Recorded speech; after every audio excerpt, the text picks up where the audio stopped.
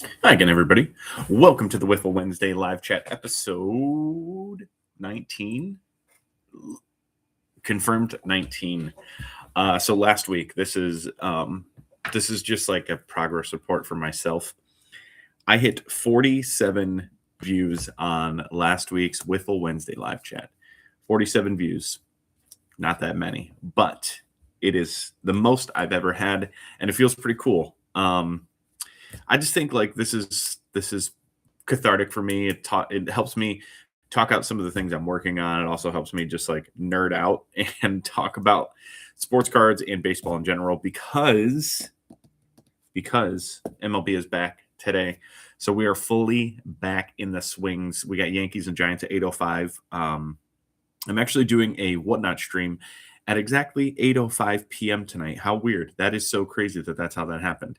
It's actually a consignment lot with a little bit of my stuff mixed in to just help one, get to an even number. I like even numbers on the total cards available, but two, also because the cards that were sent to me, they're like primarily stars. And from my experience, when I run a show, most of the requests are like prospects or rookies or the most talked about players in baseball, so like Jack Caglione, JJ Weatherholt. Last week it was Connor Griffin and Roman Anthony.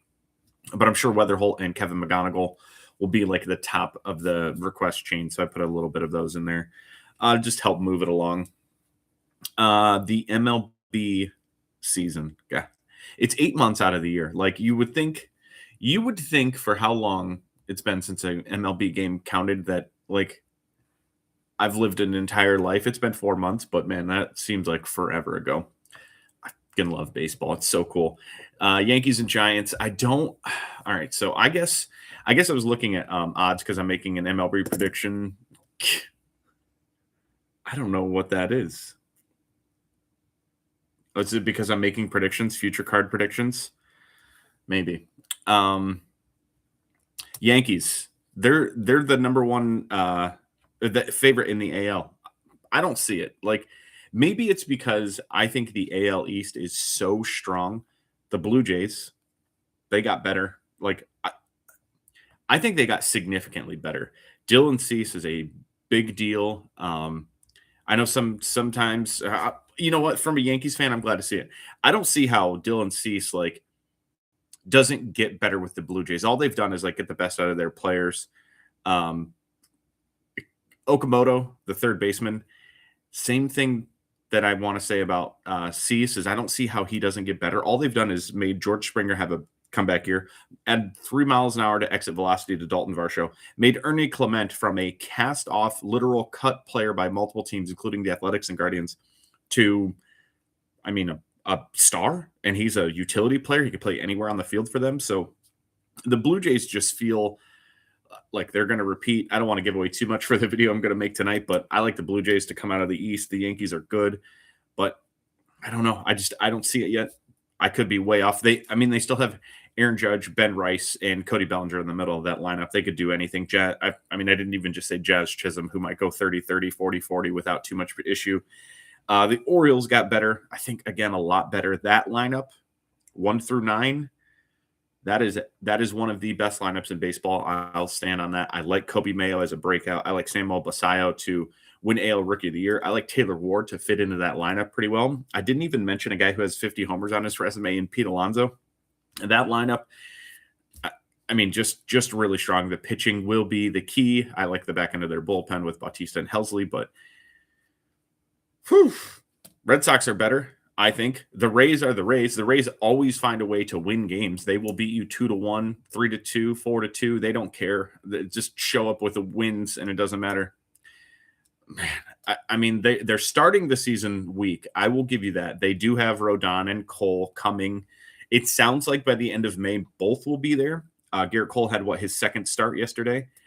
He only threw an inning and 2/3, and it was okay. I think he gave up a run, a hit, and 3 strikeouts. As you can see, I'm locked in. I'm ready to go. But Garrett's still Garrett. He's one of my all-time favorite pitchers. His competitiveness is like unmatched when he's on the field. Sorry, just got a text. The Yankees, Rays, Blue Jays, Orioles, Red Sox. I don't know. I don't know how they finish 1 through 5. Nothing would surprise me. If the Yankees won 75 games and finished last in that division, I wouldn't be surprised. It probably means they got off to a slow start. Judge missed some time, and then Cole and Rodon, when they came back, weren't quite sharp enough. Like, that's not an outrageous prediction for them to have that kind of start to the season. Maybe they start 15-30 because their rotation is a little shaky to start. I mean, you have to face the interdivisional games 48 games out of the year. It's just going to be a dogfight in the AL East. Good luck to all of them. But I just don't see the Yankees as the AL East favorite. It doesn't make sense to me. And they're not even the AL East favorite. They are the favorites to come out of the American League. I don't know. I can't, as much as I say like predictions and all this stuff matter, or it's fun to make them, every year the predictions are dead wrong. People are always underestimate the same teams. The same teams always overperform. The Brewers overperform every year. The Rays overperform every year. The Yankees or the Guardians ruin season predictions every year. Why? I don't know. They just find a way to win games. I think they're slightly better than they're getting credit for. The Tigers got better, don't get me wrong, but the AL Central runs through Cleveland until it doesn't. Like, until they lose the division, it's Cleveland's division. And that's crazy to say on paper, like, look at the Tigers versus the Guardians, but Tigers got to prove it. I need to see Riley Green do more than hit 36 home runs. He's a great power hitter, but I need to see more. I do like a lot of what the White Sox did. Their improvements are noticeable. And, again, this is one of those, like, if all the avenues are right for the White Sox, I think they could win 80 games, like make a run at the division. It doesn't surprise me if the divisional winner is a 500 team. It never does. I think the Twins are way worse. The only thing I'm excited about on the Twins is Luke Keeschel and Mick Abel. Outside of that, I don't care. The Royals are interesting, but I think they're lacking pitching still. I love Cole Reagans, one of my favorite pitchers in the league. Their lineup should score a lot of runs, but they are prone to going cold, being a strikeout-heavy team. I don't want to face Bobby Witt, Michael Garcia, Salvador Perez, Vinny Pasquantino, and Jack Caglione at any point in my entire life, but that's a lineup that can score a lot of runs. They moved the fences in at Kauffman, so that's just like an interesting wrinkle there. I don't think it matters a ton because both teams play on the same playing field, and I think it was 8 to 10 feet that they moved the fences in. I don't think that's a big number. It's just like, it's fine. AL West, I don't even know what to do with that. I don't know what the Angels are doing. Every year they run out what seems to be like a brand new team, and it's always the same. It's just an underperforming, weird group of cast-offs that no one else really needed or wanted, and they just show up as the as the Angels every year. So we'll see. I like Zach Neto a lot. I think if he stays healthy, he's a legitimate contender for AL MVP, 30-30. I mean, more than that potentially. So I do like Neto, but the Angels or whatever. Mariners pitching is always going to be good. The lineup should be good. Julio Rodriguez, please have a good April. If you watch this, if Julio Rodriguez watches the Wiffle Wednesday live chat, buddy, I'm rooting for you. I am. Houston will be good. I like Mike Burrows as a huge breakout candidate down there. Astros are just always good.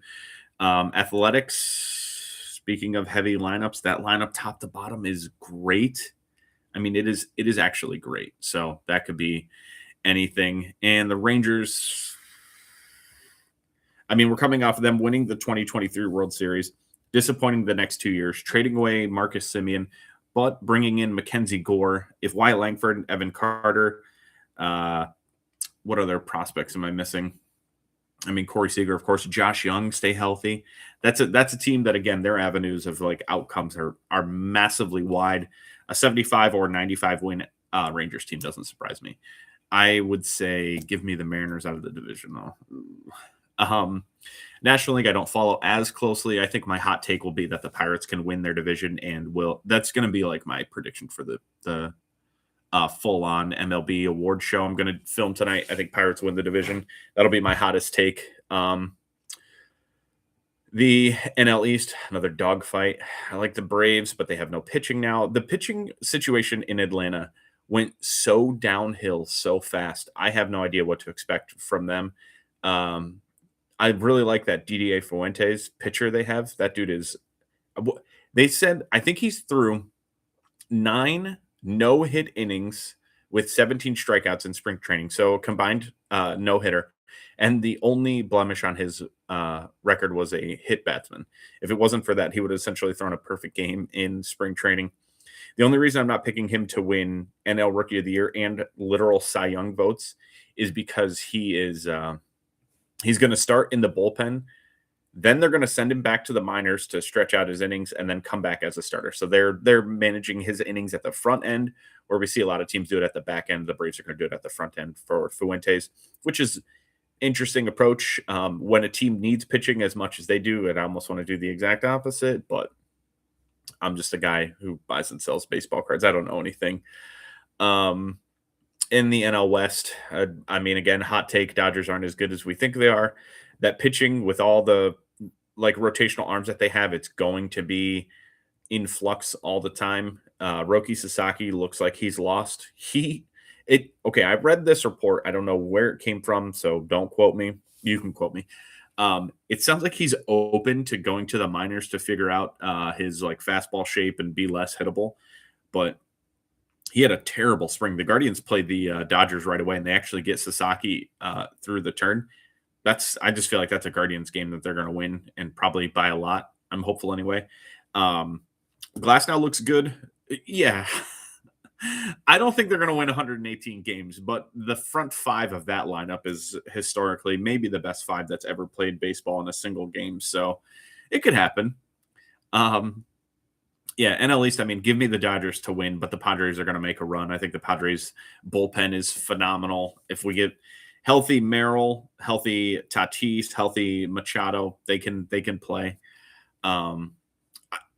Judge 77 homers. I dare him. I have so much Judge. I actually have Judge sitting next to me because I was going to talk about this card market. So the baseball card market is insane right now.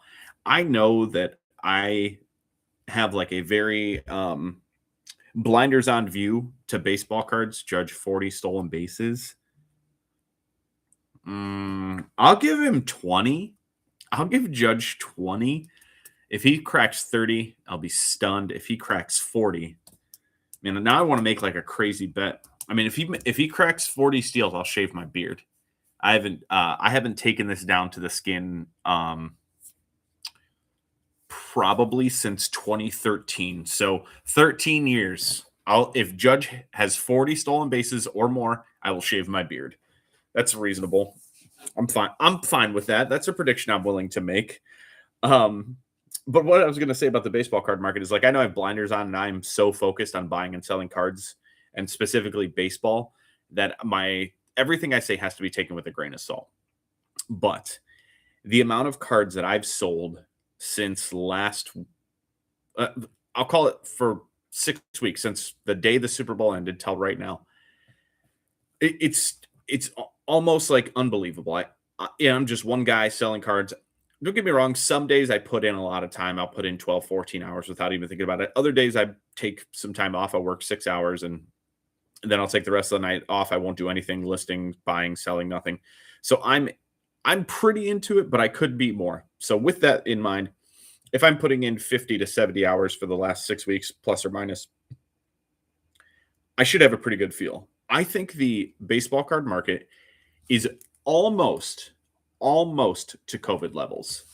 It's not to the point where base paper rookies are selling for $100 or whatever it was with Tatis, but I'm putting cards up at so the last comp, I'll add 10, 20%. I'm putting them up on eBay and they are getting snap sold. Ohtani is the first example of it. I don't think you can overprice his stuff right now. His stuff is just getting snapped up. His low end stuff, his serial numbered stuff, it's immediately gone as soon as I list it. And I think, I can't keep going. It can't keep going. It can't keep going. It's going up 10% a week. I got one thing. I bought this box. It's a Series 1 hobby box to go try and find Ohtani All Aces. That is the price I paid, $119, 10 days ago. Because of Ohtani All Aces cards and All Aces in general, this box now sells for $150 plus, and I'm having a hard time bringing myself to tear into it. Series 1 is insane. Otani is insane. All aces are insane. He is, I mean, he's like the indicator of how hot things can be, but it's not just him. Aaron Judge's so I mean, I don't even know if I have any Judges left listed. Base cards, like that is, I think that's the indicator for me. It's like his base top stuff that I've had listed at $1.99 for 2.5 years is now suddenly selling. Bobby Witt the same way. Gunnar finally seeing some uptick from last year. He's a guy that I think is still low. Listen, if Soto can steal 38 or 39 bases, whatever it ended up being, I think he's in the bottom 3%. Now I have to look exactly at what he is. Juan Soto's sprint speed is extremely low. I mean, what's his name? Josh Naylor stole 20 bags. I know how to spell Juan Soto. Give it to me. Sprint speed. He's in the 13th percentile. So if Juan Soto can steal 38 bags in the 13th percentile, the sky is the limit for literally anyone else. What's Aaron Judge's sprint speed? Where is he in the percentile wise? He's got to be above 20. 42. Okay. He's higher than I expected. 42nd percentile. I want to get his name right. So, Antoine Richardson. That's the first base coach who was with the Mets last year when Juan Soto stole 38 bags. He is now with the Braves. Yeah, he does have some long strides. I think his sprint speed comes from when he can open it up, like his doubles and anything he can go from first to third on. That's when he really is going to excel, literally. Antoine Richardson, though, he went to the Braves. He's now their first base coach. He was hired away from the Mets. And I actually talked about this with someone who he's not in Major League Baseball, but is very, very close with someone who works in the Marlins system. And the walking lead, the anticipation, the kind of starting your motion before your actual lead, you're actually starting to run before you reach your full lead length. It's a thing. Like the steals they're going to go wild this year.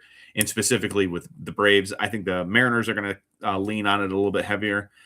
Yeah, the bases are closer. And also the pitchers, they're just not as worried because they can't be. They have to pitch the ball or make a move to first. And I think if you're a pitcher and you look down and the guy is one step off, you're not going to think much of it. And that's what they're doing. They're taking one step off. All of a sudden they're 2 steps away, 3, 4, and then they're running. So the walking lead is one of the things that Antoine Richardson is really pushing for. And I think the Braves are just going to go insane. Again, spoiler for my video later, Ronald Acuna, my NL MVP pick, which is crazy because Shohei Ohtani still exists, but I don't want to go chalk on Ohtani. Ohtani is minus 185. That means you have to bet $185 to win 100 if he wins the MVP. That's such an insane bet. Like, I don't know. Is it though? Because he should win it. Is it an insane bet? I just can't imagine putting $185 down for 9 months, right? 8 months. I guess end of November is usually when they do awards. So 8 months from now, we're going to find out who wins the NL MVP. It's just a crazy thought. But I know. I know. How is that possible? It makes no sense. And also, it makes total sense because he had 11 strikeouts in 4 innings yesterday. There's only 12 outs in 4 innings, if you guys didn't know. So that's pretty crazy to think about. Judge was plus 200, I think. It wasn't anything crazy. I was looking at it because I was getting ready. Yeah, plus 200 for Judge. So 2-1 versus 1-2. Just insane. It's so crazy. So I was talking about how hot the market is and Judge specifically. So I looked up this Aaron Judge because I'm looking up cards to grade. And his 2018 Rookie Cup, this is a second-year Aaron Judge Heritage Rookie Cup. I was looking up PSA grades to see if this is something even worth grading at $25. And his last 2 sales are $150.50 and 140, 135, 138.50. You can see the sticker price that I paid on that. This card market that was probably 2 months ago when I purchased that. This card market is just on a straight line up. I know people are like, "Oh, I can't stay." I'm going to be contrarian and I'm optimistic. I think this has staying power, specifically baseball cards. We're finally seeing a pullback in Pokemon and the NFL. The people who buy and sell NFL cards, I think, are finally like learning that there's only 15 players that you can buy and sell. Like now that we have Bowman University, there is more opportunity, but there's only so many people within the card market of football and basketball that see growth throughout the year. Baseball, there is, I mean, 250 players that will see growth from opening day till the end of the season. Sure, it's in small spurts. Sure, it's only 10%. Sure, it's, the greats and the people who win MVPs, but the growth is undeniable. And if Major League Baseball misses the 2027 season, I can't even wrap my head around how angry I'll be at all of them. Like to the point where if they miss the 2027 season or it's less than 100 games, if we get 100 games, I can live with it. If it's less than 100 games, I will not be happy. You're talking about Aaron Judge. You talk about his 600 home run pace. He's going to hit number 400 this year. If they take away the chance of Aaron Judge missing another portion of his career, I'm going to be furious. He already missed 100 games because of COVID. We're taking away time from the greats. Ohtani missed 100 games. Witt missed 100 games. Well, not Witt. Soto missed 100 games. Acuna missed 100 games. Stop taking away these players' primes. I want to watch these guys. And, I mean, it's 100% selfish. I want to buy and sell baseball cards still. But the market right now is going up and continues to go up, and I think it will continue to go up. Players like J.J. Weatherholt, Kevin McGonigal, I don't think they've reached their price hype yet. If one of those guys hits a home run on opening day, their price might go up another 60% in literally 24 hours, which is insane to think about. But yeah, that's kind of my my prediction is that baseball cards normally cool down around June 1st. We get the summer slowdown, and it probably still will, but I think it's going to maintain price points or go up longer than before. I think this baseball season cards are going to stay hot. They're going to sell, and we're going to see more people that are football only, basketball only, or a little mix of everything gravitate more towards baseball. I think it's inevitable. There's so much more opportunity within baseball cards. It has a safer floor. It's always had more collectability, more choices. Basketball and football are going to have more choices soon, but outside of the top 3 rookies, like what are people really buying basketball cards? I know that's an insane, like naive thing to say because Topps 3 basketball boxes are selling for how much?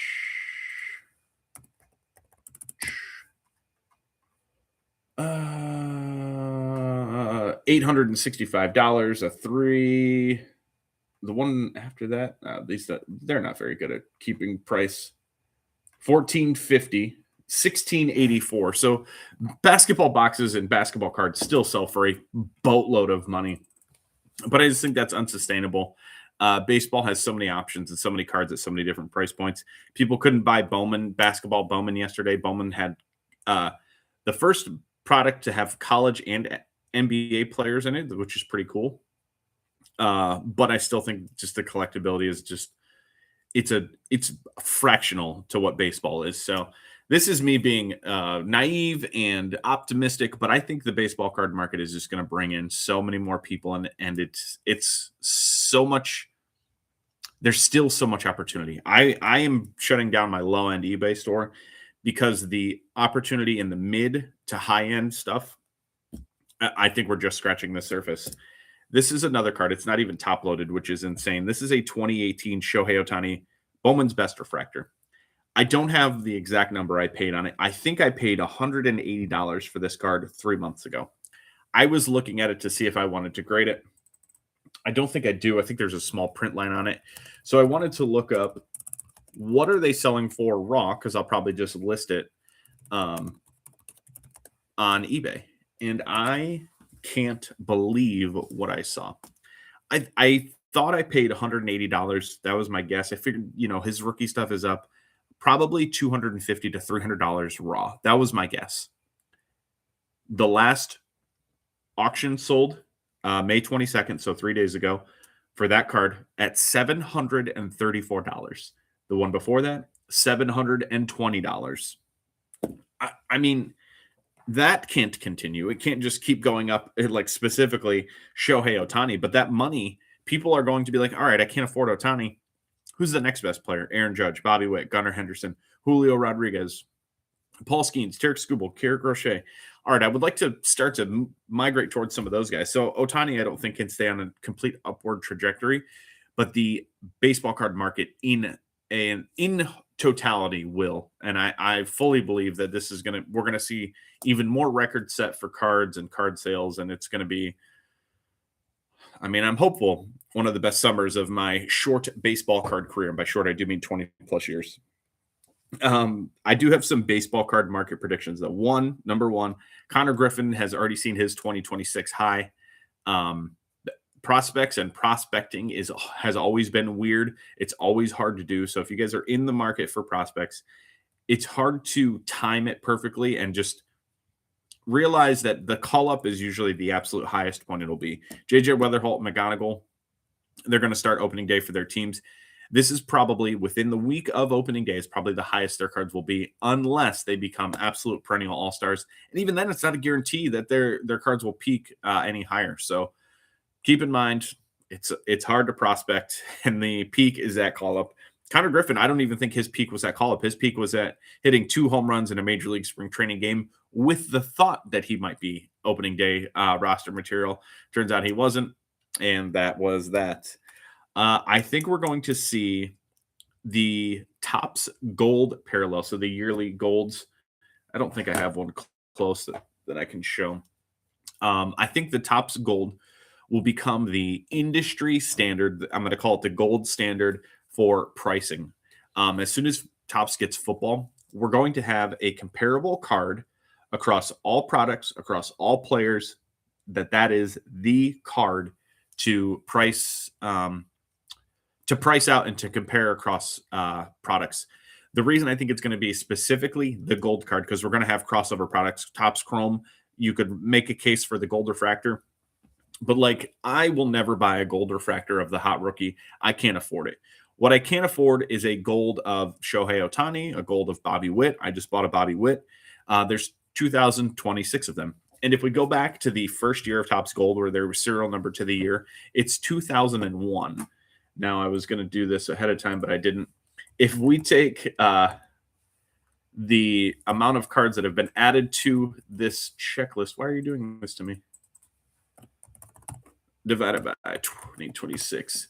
That is the 2001 and 2026 is a difference of 1%, 1.03% print run. So the 2001 to 2026 baseball market has been essentially a 1% change for print run, while not introducing anything else. If you have a base gold refractor, you also have gold wave, you have gold geometric, you have gold. I know there's another one: gold wave, gold geometric, gold ray wave, gold shimmer. There's all these different versions.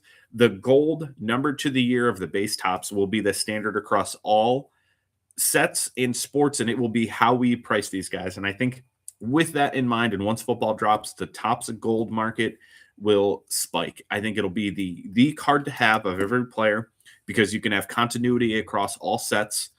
And it's no longer, hey, I want to buy like all my favorite players. Well, that's what I mean. It will be, I want to buy a card of all my favorite players that is the same, that will display the same. So if they have the same Topps design every year, which it sounds like they will for each different sport, you'll be able to display all of your cards that look exactly the same of each player, and it will still have value. And the buying pool that can buy Topps Gold cards is so much bigger than it'll be for first Bowmans, than it'll be for base Topps. Like, I'm not going to go buy a base Topps. It's an interesting idea, but I don't find it as collectible as something that has serial numbering or rarity. So the gold standard is the all-encompassing standard that will be the absolute going forward. It will be how we judge cards. It'll be how we judge players from sport to sport. We can compare football to basketball to baseball now. We can compare the rookies. We can compare 2022 to 2026. So my thought process, and if you would like to like make any decisional buyings, or you want to try and prospect, you want to try and buy cards that might go up, Topps Gold Parallels, I don't think, I don't want to say can't miss, because the entire card market is always in flux. But if I were to buy anything that I wanted to see profit on, it would be Topps Gold Parallels and Topps Gold Rookies. Specifically, the number one card I would buy right now is Bobby Witt 2022 Topps Update Gold. I did buy one already, a PSA 8 for $200. It was an in-person deal, so 200 cash. And I went to buy a PSA 9 for, I think it was 260. It was listed on eBay, so it would have been like 280 after eBay or fees and shipping. And by the time I went to buy it, someone else had already bought it. So I think that this is going to be what I focus on for players that I like, for players that I think have room to grow and who I want to be buying. Like Sambo Basayo, I think is the 2026 rookie that I think has the most space for growth. He's the guy that if I want to buy something, I'm going to go first to his Topps Gold Parallel and move from there. And I think that, now we'll be able to do this across all sports. And I'm super excited for that. And also really curious, one, to see if I'm right. I usually am right about like this type of prediction. I have a nice laundry list on Blowout if you ever want to go look at my wins predictions. But I'm also curious what it looks like in 3 years when we have some track record of basketball, football, and baseball. And also, how did like Cooper Flag rookies perform? How did they look 3 years later, specifically the gold parallel? Fernando Mendoza, our number one pick for football. I want to see how his Topps Gold rookie looks in 3 years versus the rookies coming out versus baseball versus basketball. So this is a long game. And most people don't want to play the long game in cards. They want quick flips. They want to make money right now. And I do think there's still opportunity to do that. Don't get me wrong, even in the Topps Gold market. But I think this will be an even level playing field, and I'm excited to see where it is. Like I talked about at the beginning, I have 47 views on last week's Wiffle Wednesday live chat. If you guys are watching these, just know I appreciate you. Obviously, some of you are watching it. That's 47 people. I can't think of the 47 people. So there's probably some new people, some old people, some OGs, friends, family. If you guys are watching it, just know I appreciate you. Throw something in the chat or in the message at the end so I know. I'm just curious who's watching it. I would love to carry on. And I also want to know if anyone thinks the Topps Gold theory is insane. So if you watch to this point, how do you feel about Topps Gold being the gold standard? I think I'm going to coin that phrase, gold standard, Matt Damon. Matt Damon looking ass. I think that's I kind of want to make like more content around the gold standard. Even if I make like a quick 5-minute video talking about how I think it's going to be the standard moving forward. But anyway, guys, thanks so much for watching. Joe, I appreciate you so much. Hey, if you're still listening, do you have a Vladimir Guerrero Jr. signed baseball by chance in your PC? And if you don't have one, would you want one? I'm just curious. I have more questions after that, like to talk to you about that. But I'm just curious if that's something you'd be interested in. Might have an opportunity to snag one in a little deal I'm working on. It is so preliminary that I can't even pretend to get excited about it or tell anyone about it, but something could happen. Something baseball related could happen in the future. It is March 25th, 2026, and we have baseball today. Guys, thank you so much for watching. I will see you this time next week. Till then, have a good one.